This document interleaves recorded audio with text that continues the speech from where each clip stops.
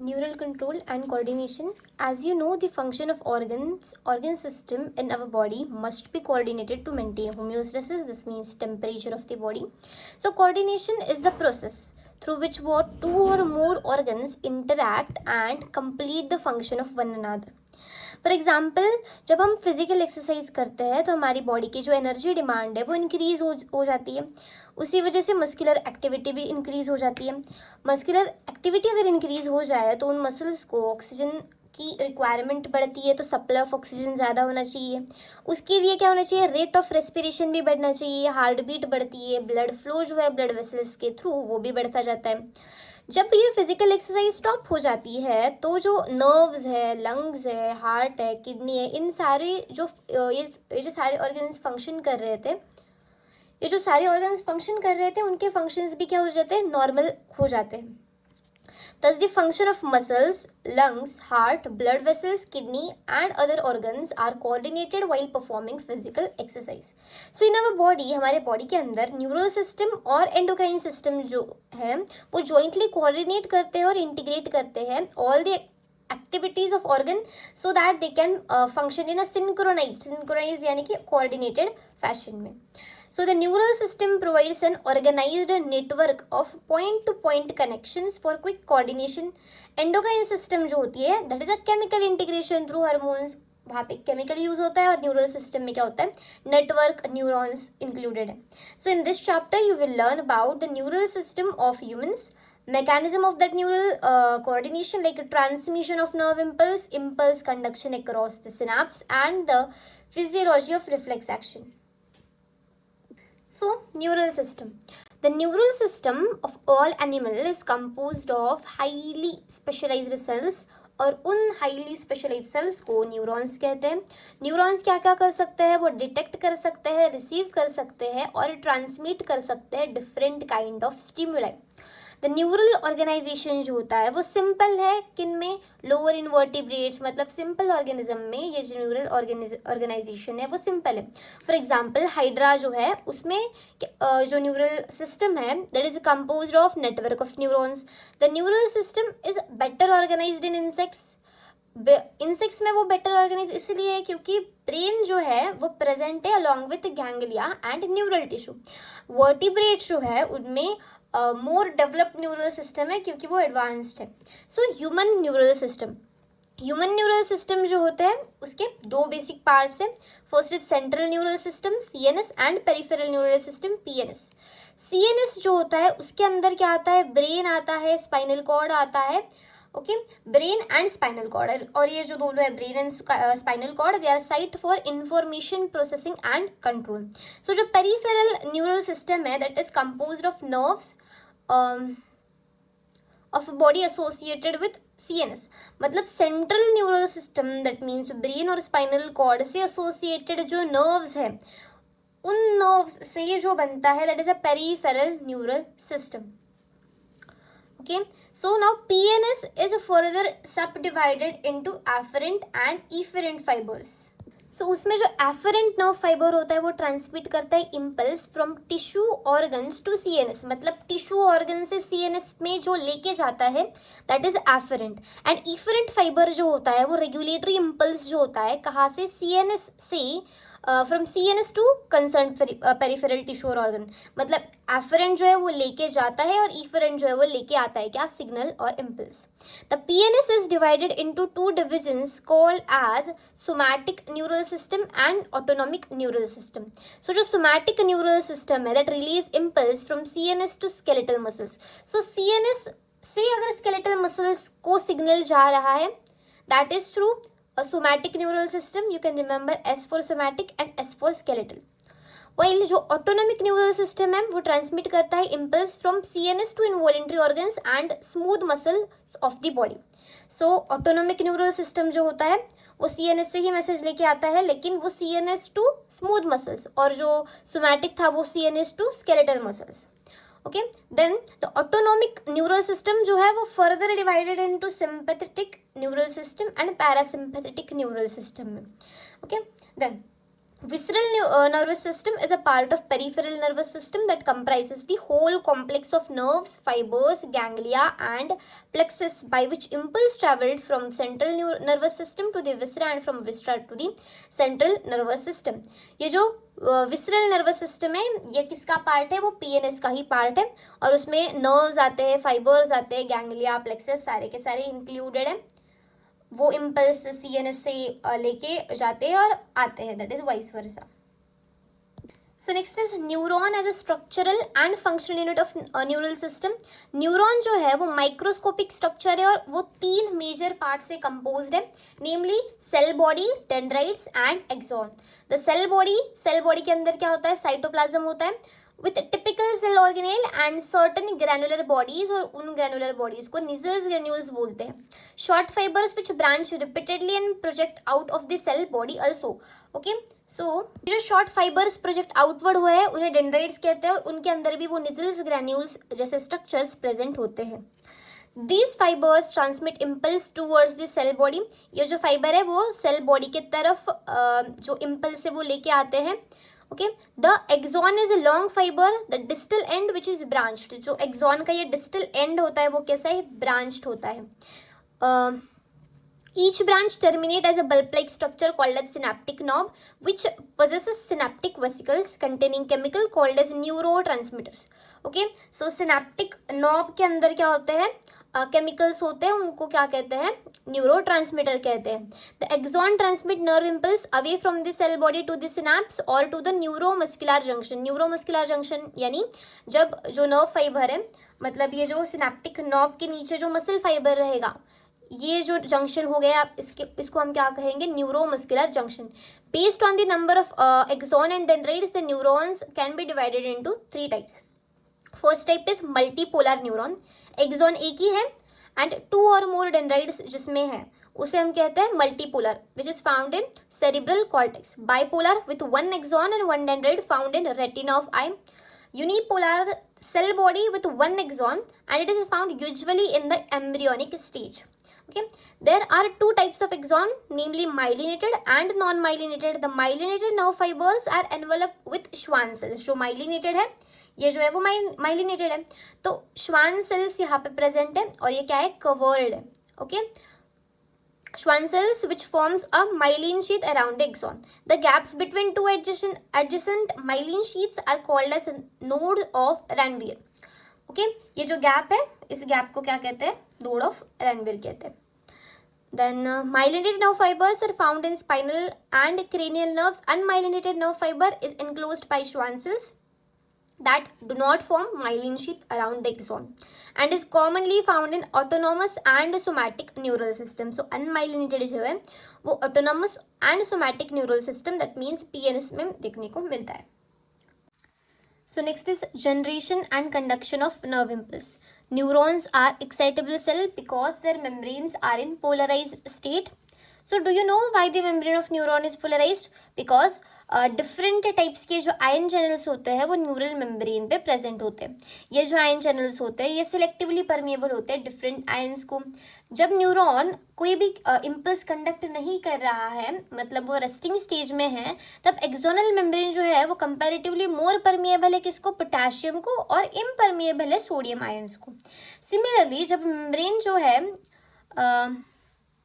Similarly, the membrane is impermeable to negatively charged proteins present in the exoplasm. It is more permeable to potassium, impermeable to sodium, and impermeable to negatively charged proteins present inside the exoplasm. Consequently, exoplasm inside the axon contains a high concentration. Exoplasm मतलब यहाँ axon के अंदर जो axoplasm है उसके अंदर high concentration of negatively charged protein present होता है एंड पोटेशियम भी हाई अमाउंट में प्रेजेंट होता है. उसके साथ लो कंसेंट्रेशन में सोडियम आयन प्रेजेंट है.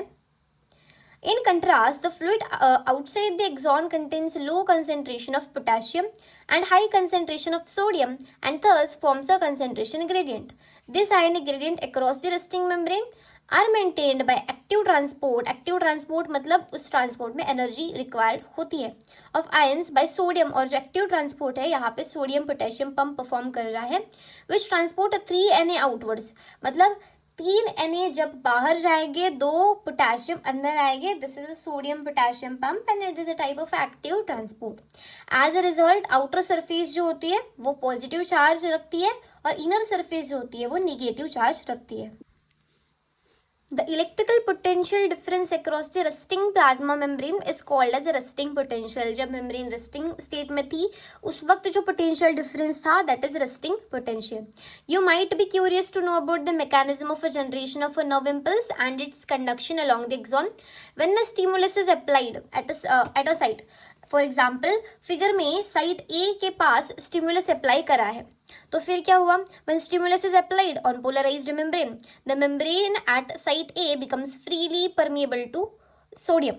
सो यहाँ पे ए साइट में क्या हो गया, सोडियम के लिए फ्री एंट्री है, वो अंदर जा सकता है, वो फ्रीली परमिएबल है उस मेम्ब्रेन में.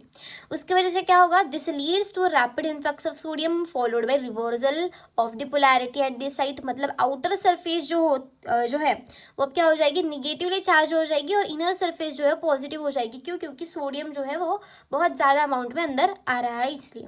The polarity of a membrane at site A is thus reversed and hence depolarized हो चुकी है. मतलब पोलराइज्ड से डीपोलराइज्ड हो चुकी है. क्यों, सोडियम जो है वो अंदर आ रहा था, रैपिड इन्फ्लक्स हो रहा था. The electrical potential difference across the plasma membrane at site A is called as action potential. जो डीपोलराइजेशन हुआ है membrane at A point that is action potential which is in fact term as nerve impulse. So depolarization हो गया, उसको हमने action potential कहा, वही क्या है, नर्व इम्पल्स है. At the site immediately ahead of the axon, मतलब at site B, the membrane has a positive charge on outer surface and a negative charge on inner surface. क्योंकि B side पे तो कोई action हुआ नहीं था इसीलिए वो नॉर्मल है कि बाहर पॉजिटिव अंदर निगेटिव. तो वहाँ पे A to B ये जो इम्पल्स कंडक्ट कैसी हो रही है, दैट इज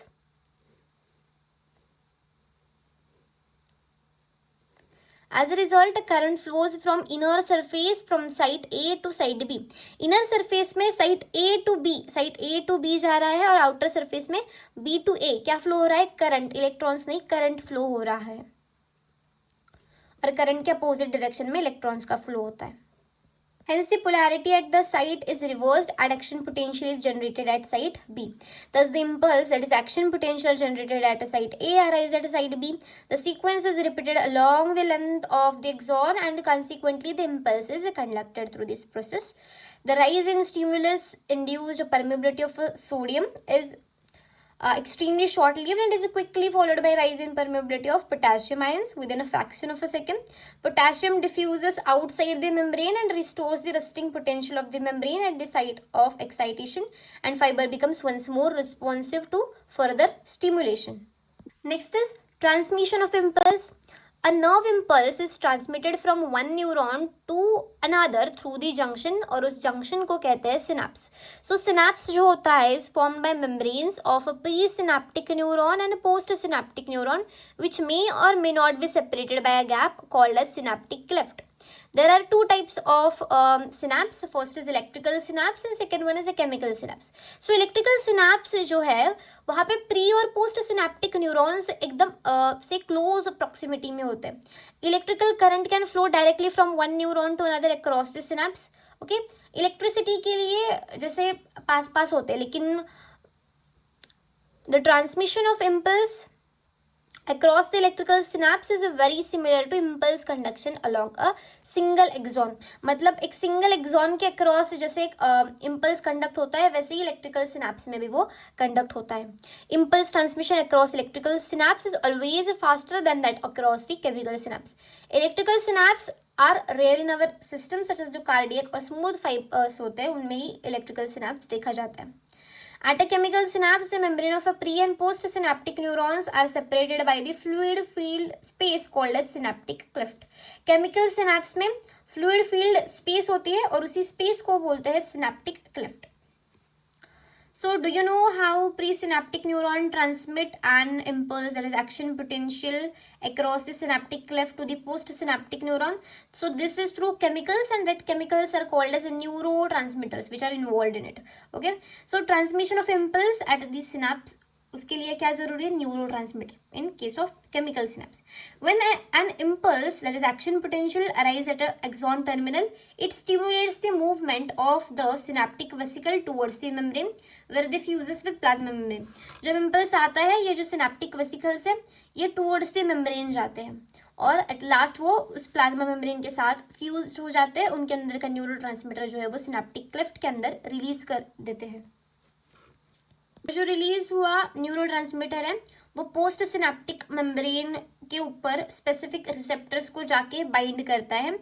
इस बाइंडिंग की वजह से जो आयन चैनल्स है, this binding open ion channels allowing the entry of ions which can generate new potential in the postsynaptic neuron. और जो न्यू पोटेंशियल डेवलप होता है पोस्ट सिनेप्टिक न्यूरॉन में वो आइदर एक्साइटेटरी भी हो सकता है और फिर इनहिबिटरी भी हो सकता है. So next is central neural system. So brain is the central information processing organ of the body and acts as a command and control. So brain is very important क्योंकि वही कमांड देता है, control करता है पूरे body को. It controls the voluntary movement, balance of the body, function of vital involuntary organs. Example, lung, heart, kidney. ये जो vital involuntary organs है लेकिन इनके भी function जो है वो brain ही coordinate करता है, maintain करता है. So thermoregulation, hunger, thirst, cardian, that is a 24-hour rhythms of our body, activities of several endocrine glands and human behavior. So it controls the functioning of vital involuntary organs such as lung, heart, kidney. Thermoregulation करता है, hunger, thirst को भी देखता है. कार्डियन जो है 24-hour rhythms of our body उसको भी चेक करता है. Activity of several endocrine glands and human का जो बिहेवियर है उसको भी कंट्रोल करता है. It is also the site for processing of vision, that is then hearing, speech, memory, intelligence, emotions and thoughts. ये सारी की सारी चीजें जो है वो कौन करता है कंट्रोल, ब्रेन कंट्रोल करता है. So the human brain is well protected by the skull. Inside the skull the brain is covered by cranial meninges. So skull के अंदर भी ब्रेन को प्रोटेक्शन है, आउटसाइड से तो स्कल है ही. सो क्रेनियल मिनिंग्स जो है कंसिस्ट ऑफ आउटर लेयर, उसको कहते हैं dura mater. Then a very thin middle layer उसको कहते हैं arachnoid mater and inner layer which is in contact with the brain tissue, that is a very closely contact में रहता है वो pia matter. Brain can be divided into three major part. First is the forebrain, then mid brain, and the next one is a hind brain. Forebrain. Forebrain consists of cerebrum, thalamus and hypothalamus. Cerebrum जो होता है वो एक major part है, that is 85% okay of the human brain. A deep cleft divides the cerebrum longitudinally into two halves which are termed as left and right cerebral hemisphere. The hemisphere are connected by a tract of nerve fibers और उन tract of nerve fibers को कहते हैं corpus callosum. The layer of cell which covers the cerebral hemisphere is called as cerebral cortex and is thrown into prominent folds. सो जो layer है वो cover करती है सेरिब्रल हेमिस्फीयर को, उसको सेरिब्रल कॉर्टेक्स कहते हैं और वो ऐसे फोल्ड्स के फॉर्म में होता है. The cerebral cortex is referred to as a gray matter due to grayish appearance of the neuron cell bodies are concentrated here giving the color. So neuron की जो सेल बॉडीज होती है वो ऊपर सेरिब्रल कॉर्टेक्स में रहते हैं और एक्सॉन और नीचे वाला पार्ट जो होता है वो नीचे के पार्ट में होता है. तो सेल बॉडी कंसेंट्रेटेड इन सेरिब्रल कॉर्टेक्स रीजन, हैंसफोर्थ उसका जो अपीयरेंस है that is a greyish colour. The neuron cell bodies are concentrated here giving that color. So the cerebral cortex contains motor areas, sensory areas and large regions which are neither clear sensory nor motor in the function. These regions are called as association areas. Okay, and this association areas are responsible for the complex functions such as intersensory associations, memory and communication. So जो inner part है cerebral hemisphere का, okay, which the fibers of tract are covered with myelin sheath which constitute the inner part of cerebral hemisphere. They give opaque white appearance to the layer and hence called as white matter. ये जो है वो white matter देता है अंदर के side पे. The cerebrum wraps around the structure called a thalamus which is a major coordinating center for sensory and motor signaling. Another very important part of brain called as hypothalamus lies at the base of the thalamus. The hypothalamus contains number of centers which control body temperature, urge for eating, drinking. ये सारे के सारे जो है वो कौन control करता है? हाइपोथैलेमस कंट्रोल करता है. It also contains several groups of neurosecretory cells which secretes hormones which are called as hypothalamic hormones. The inner part of cerebral hemisphere and a group of associated deep structure such as amygdala and hippocampus etc. from the complex structure called as limbic lobe or limbic system. Along with hypothalamus is involved in regulation of sexual behavior, expression, emotional reactions, excitement, pleasure, rage and fear and motivation. Midbrain is located between the thalamus, hypothalamus of the forebrain and pons of the hindbrain. A canal called as the cerebral aqueduct passes through the midbrain. The dorsal portion of a midbrain consists mainly of 4 round swellings, that is a lobes, called corpora quadrigemina. Midbrain and hindbrain forms the brainstem. So brainstem is a gatekeeper of consciousness. Hindbrain comprises pons, cerebellum and medulla. So pons, cerebellum and medulla are included inside the hindbrain and is also called as medulla oblongata. Medulla को ही medulla oblongata कहते हैं. Pons consist of fiber tracts that interconnect different regions of the brain. Cerebellum has a very convoluted surface in order to provide additional space for many more neurons. The medulla of the brain is connected to spinal cord. The medulla contains center which control respiration, cardiovascular reflexes, gastric secretion. So medulla contains center. This is important line. Then brainstem forms the connections between the brain and spinal cord. 3 major regions make up brainstem are midbrain, pons and medulla oblongata.